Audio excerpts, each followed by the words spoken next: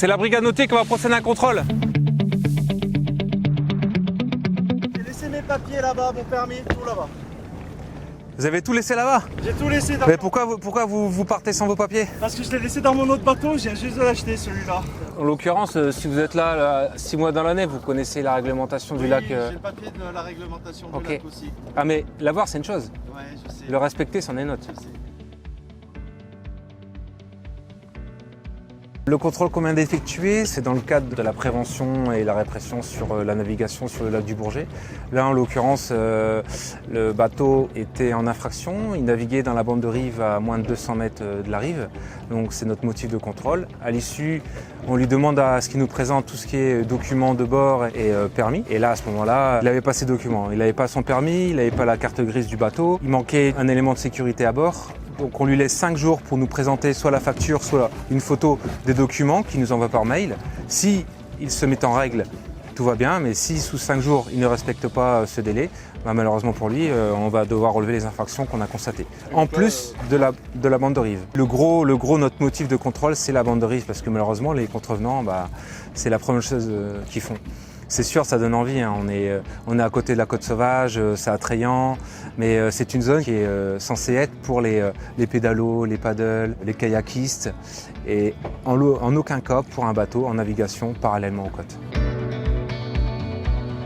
On est implanté sur la commune d'Aix-les-Bains. On est 6 personnels à l'effectif. Nous avons à disposition 3 embarcations. Une embarcation qui est à poste sur le lac du Bourget, 2 embarcations projetables qu'on peut projeter sur le Rhône ou sur d'autres points d'eau comme les petits lacs. Notre mission principale en police administrative, ça consiste en le contrôle et la surveillance sur les plaisanciers en navigation sur le lac du Bourget ou même sur les autres lacs, comme on est compétent sur toute la région Auvergne-Rhône-Alpes. Donc ça nous arrive de faire des missions ponctuelles sur le lac d'Aiguebelette, à la Vallée Bleue, sur le lac Léman, sur le lac d'Annecy. Et là, en l'occurrence, sur le lac du Bourget, comme on a notre vedette à poste.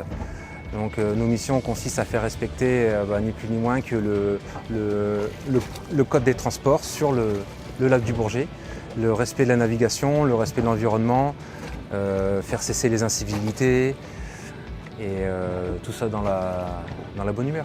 On a eu un été relativement chaud, donc il y a eu énormément de présence de bateaux. Au lieu que ça soit condensé sur les week-ends, c'était étendu sur la semaine. Donc je pense que globalement, on a eu du monde, mais moins concentré que les années précédentes.